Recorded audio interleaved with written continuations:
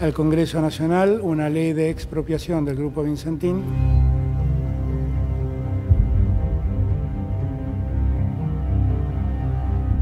para que el Estado Nacional se haga cargo. Todos los activos del Grupo Vicentín pasarán a formar parte de un fondo fiduciario.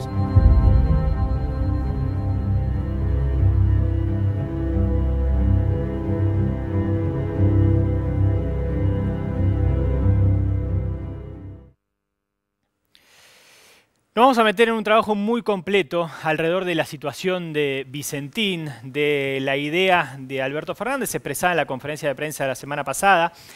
El trabajo va a tocar todos los tópicos porque iremos desde el análisis de la empresa, el alcance de la deuda, el panorama económico, los alcances de cuántas personas, cuántos acreedores han quedado afectados en este tiempo, a la decisión del gobierno en sí, hasta llegar al marco político que sostiene hoy lo que fue la decisión de la intervención, rescate y posibilidad de expropiación.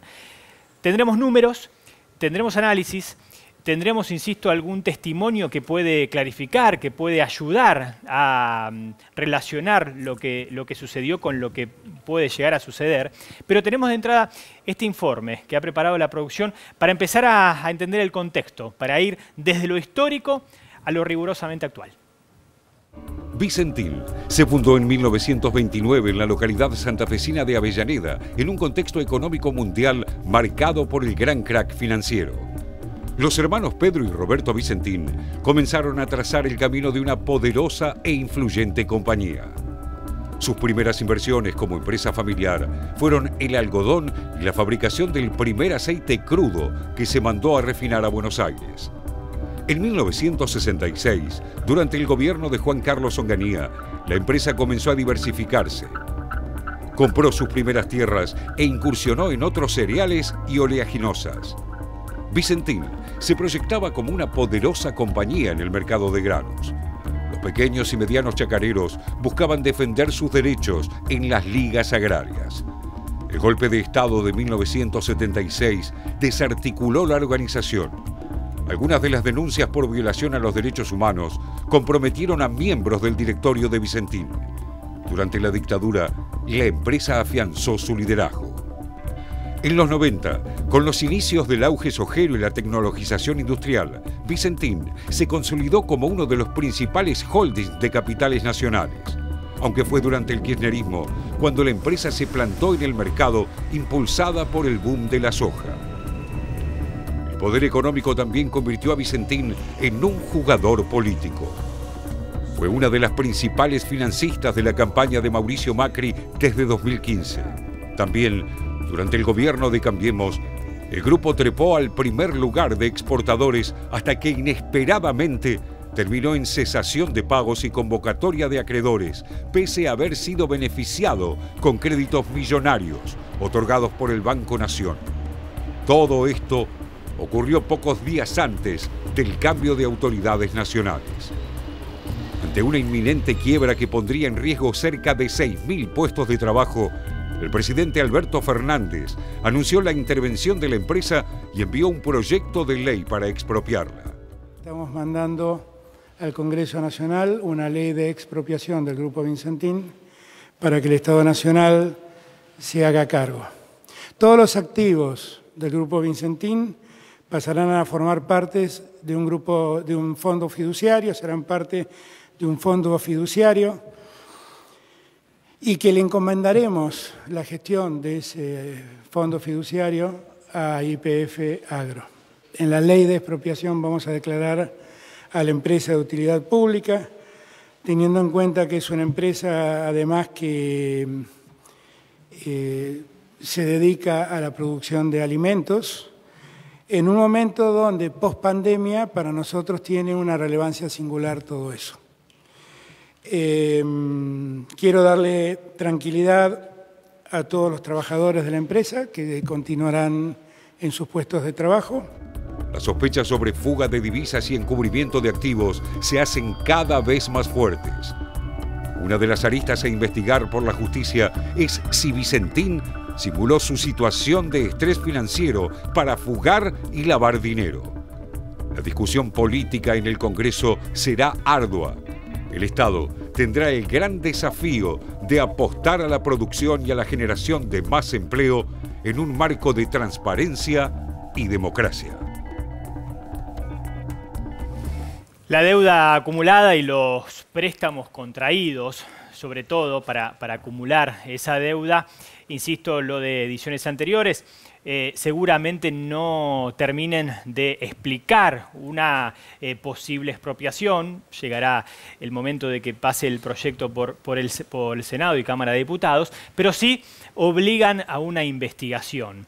Esa deuda tiene números, que es lo primero que nos empieza a contar, es lo primero que empieza a refrescar y actualizar Nazarena Lomagno junto a las placas aquí en la pantalla. Nazarena. Sí, Ariel, bueno, como decías vos recién, esta deuda consta de 99.345 millones de pesos argentinos, o si lo quisiéramos pasar a dólares, estamos hablando de 1.500 millones de dólares. Ahora, fíjate vos quiénes son los principales acreedores de la empresa, ¿no? Bueno, primero tenemos los bancos nacionales por un monto de 33.808 millones de pesos. Acá, justamente en los bancos nacionales, en donde está el principal acreedor del sistema financiero local, que es el Banco Nación. El Banco Nación tiene el 80% de la deuda con respecto al sector financiero local, con Vicentín, al haberle prestado de manera irregular, pareciera, 18.500 millones de pesos.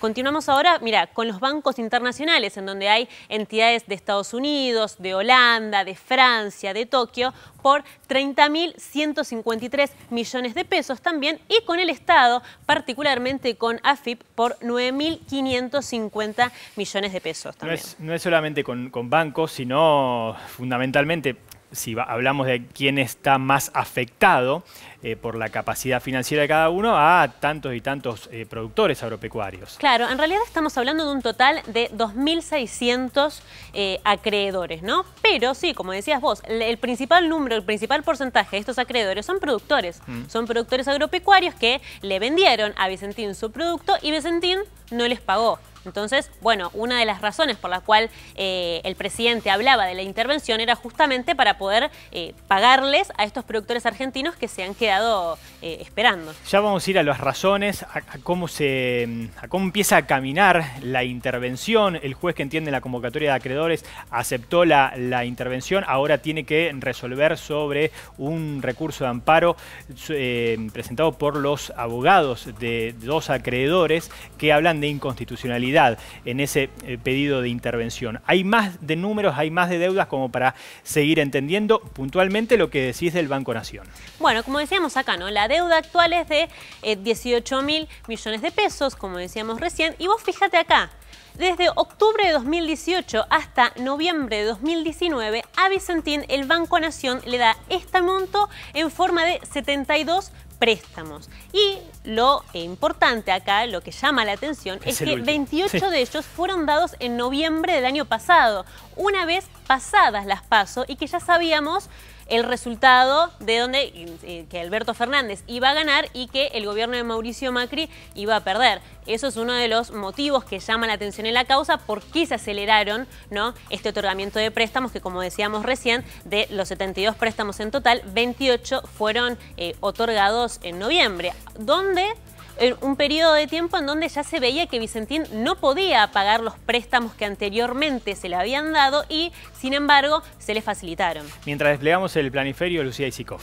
Sí, acá entra a jugar algo que me parece también que es esencial. Primero, no perder de vista que Vicentín fue uno de los principales aportantes de la campaña de Mauricio Macri, venía con una relación muy cercana con Cambiemos, y también por este motivo, estos préstamos supuestamente irregulares, hay imputados. Está imputado quien era entonces el titular del Banco Nación, González Fraga, y también los directivos de Vicentín, en una causa que avanza, al mismo tiempo que una investigación de la UIF y al mismo tiempo que una comisión bicameral que se creó en el Congreso para investigar ese préstamo. Este mapa, primero mundial para después ir a Argentina, donde están no solamente varios de los bancos, sino todos esos productores agropecuarios. Ya lo hemos presentado en alguna oportunidad. Es propiedad de Juan Chiumento, ¿verdad? Sí. Es un colega que hizo un trabajo rosarino, bárbaro. sí. puntualizando dónde están las principales deudas, poniéndole un color distinto para cada caso y obviamente yendo, a ver, el resultado es lógico, ¿no? Como en Córdoba, Santa Fe, Buenos Aires se concentran una innumerable, diría, cantidad de acreedores, Nazarena. Claro, los principales están en Santa Fe, después vamos a Córdoba, a Buenos Aires, a la Ciudad Autónoma de Buenos Aires. También si nos vamos al sur de la provincia tenemos a un par en Tierra del Fuego. Si nos vamos al norte también tenemos en Chaco. Bueno, está distribuido por todo el país, pero concentrado, ¿no? Como te decía recién, en Santa Fe y en Córdoba. Estamos hablando prácticamente de la mitad de los acreedores acá concentrados en Argentina. Esos son los puntos verdes. Claro, en este mapa, haciendo un clic, no sé si lo podemos hacer, claro, ahí está. Pasando por cada uno, encontramos razón social, la creencia, la dirección y de qué ciudad es cada uno de estos acreedores, ¿no? Taylor Hermanos por aquí, Camurri Sociedad Anónima, y así vamos a encontrar absolutamente todo, incluidos los bancos. Ahora bien, Alberto Fernández en su momento, fue la semana pasada, en la conferencia de prensa, habla de rescate, de intervención y habla de un proyecto de ley que nos contará al final de este informe, Lucía Isikoff, qué tratamiento puede tener en Senado y en diputados. Y menciona la palabra expropiación, un término que podía resultar como resultó. ¿Por qué? Por la relación directa, por la alusión directa que se hace con Venezuela. Ahí habría que hacer una pregunta. ¿Qué tipo de empresas ha expropiado Venezuela en este tiempo? ¿Empresas prósperas? ¿Empresas con una ganancia garantizada para ya mismo? ¿O empresas tan endeudadas como Vicentín? Digo, a propósito de que a discursos instalados, bien valdría la pena confrontarlos con discursos claros, ¿verdad? Entonces pasamos a las razones. Para entender qué es lo que ha hecho el Gobierno Nacional, qué es lo que quiere hacer el Gobierno Nacional y qué es lo que ha hecho, porque la intervención ya se le puede poner nombre y apellido, Gabriel Delgado, por ejemplo. Claro, el interventor Gabriel Delgado ya es un interventor oficial en la empresa, ya lograron entrar. Ahora la cuestión es cómo sigue a partir de esto, y esto se va a debatir en el Congreso. Más adelante vamos a ver cuándo se espera que sea ese debate y cómo viene. Pero como vos bien decías, Ariel, las razones de la intervención, lo que explican desde el Gobierno Nacional es que se trata de una compañía estratégica para la economía nacional, sexta en el ranking de exportaciones de cerealeras. Las grandes cerealeras exportadoras tienen el 50% de capital extranjero y el 50% de capital nacional. Uno de los puntos importantes, me parece, Nasa, respecto a esto, es que el gobierno decía, Vicentín era una empresa, como ya veníamos viendo, sus deudas, que iba directo a la quiebra o a que la adquiriera capital extranjero, que esto es uno de los puntos importantes por los que el gobierno dice, bueno, el Estado tiene que intervenir en esta situación. El 9,5% de las exportaciones agroindustriales corresponden a Vicentín, es la planta aceitera más grande del mundo. Bueno, más que nada es un análisis de qué empresa se trata. Hay una tercera placa, como para seguir hablando de razones. Quizás el primer objetivo sea muy pretencioso, por lo menos hablando con especialistas, uno llega a la conclusión que avanzar en la soberanía alimentaria puede ser demasiado por la empresa de la cual se trata, sí, por ¿verdad? las características propias de Vicentín. Pero bueno, lo que en el gobierno te dicen sería un primer paso para poder intervenir en este mercado, ¿no? En el mercado de granos. Bien, garantizar los puestos de trabajo es clave. Obvio, por supuesto, estamos hablando de 7.500 empleos directos y 2.600 productores agrícolas. Bueno, también agregando un poco lo que decía Lucía, ¿no? La importancia del rescate de Vicentín y lo que se viene de acá en adelante, lo que se vendría, es constituirla como una empresa testigo. Es decir, por la envergadura de la empresa de la que estábamos hablando, convertirla en una empresa guía, ¿no? En el sector, en el rubro en el que se maneja, y entendiendo que una empresa guía hace algo y las demás empresas del mismo rubro, en teoría, deberían acompañarlas. Bueno, en este sentido, en realidad lo que está buscando el gobierno, mencionando a Vicentín como una empresa testigo, es que garantice la liquidación de divisas. Aquellas voces favorables marcan este objetivo, evitar la extranjerización También de la empresa como algo clave en un momento donde varios lobbies extranjeros, naturalmente, con alguna persona, con algún exfuncionario argentino, pero lobbies extranjeros al fin de cuentas, estaban sobrevolando y coqueteando con la posibilidad de comprar una empresa que, recordemos, está en convocatoria de acreedores. Está en convocatoria de acreedores, sí, bueno, un poco lo que comentábamos recién, ¿no? Una vez que la empresa termina de recibir el último de estos créditos por 18.500 millones de pesos, al tiempo se declara en convocatoria de acreedores porque dice estar en un default. Declara una cesación de pagos, no le puede pagar a más de los 2.600 acreedores a los que les debe plata y se declara en concurso de acreedores. Por último, se sabe que hay un proyecto de ley, Lucía, se sabe que Juntos por el Cambio ha dado una oposición clara, no solamente al proyecto de ley, sino a la intervención y al rescate. Queremos saber el marco político. Claro, bueno, acá tenés el panorama de, primero, las reacciones que hubo ante el caso Vicentín, cómo fue presentado, una reacción muy rápida de Juntos por el Cambio, aglutinó a Juntos por el Cambio las distintas posiciones, un comunicado muy duro que hablaba de inconstitucionalidad, firmado, por supuesto, por el ala más dura de lo que es Juntos por el Cambio, que una oposición absoluta. Pero después salen otras voces, como por ejemplo Horacio Rodríguez Larreta, para manifestarse también en contra. Es decir, Juntos por el Cambio en el debate, en el Congreso, en el debate que se viene, va a votar en contra, o al menos esto es lo que está diciendo prácticamente cada diputado que pertenece a esta alianza.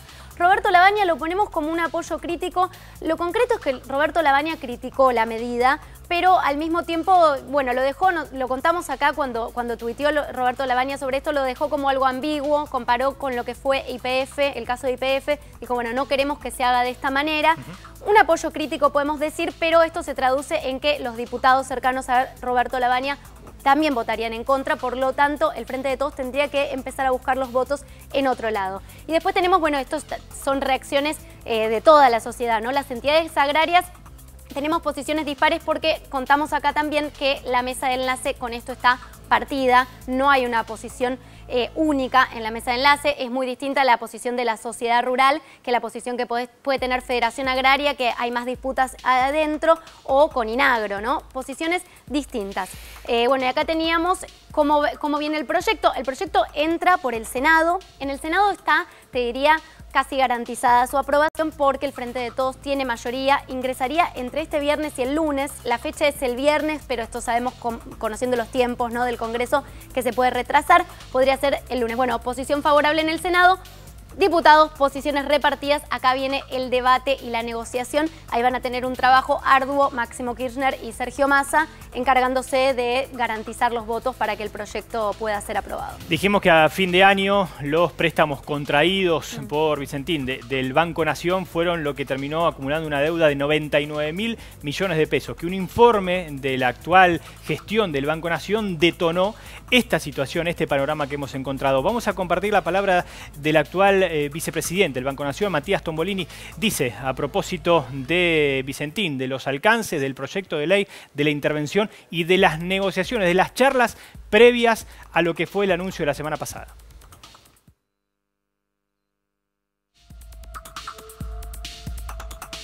El banco, eso tiene que ver con la causa penal, y el banco está evaluando justamente con nuestros asesores legales sumarnos como querellantes en el aspecto penal, justamente porque tiene que ver con el deslinde de responsabilidades que tuvieron que ver en el proceso de otorgamiento de los créditos cuando Vicentín no había presentado lo que serían los papeles para poder obtener el crédito, sobre todo en la segunda mitad del año pasado. Esa es la parte penal.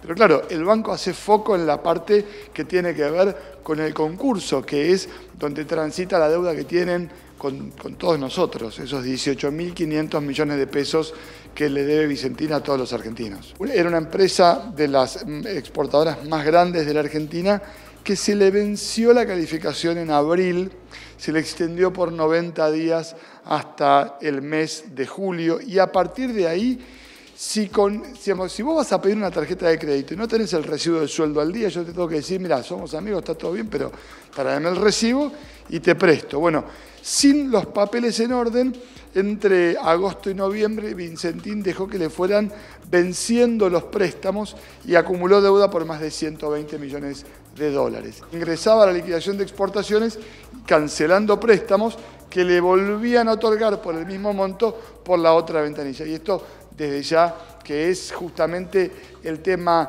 central que está en discusión. La gran pregunta es, digamos, si la fundieron o si la empresa sufrió cierto tipo de vaciamiento. Eso lo tiene que aprobar la justicia, no le corresponde al banco.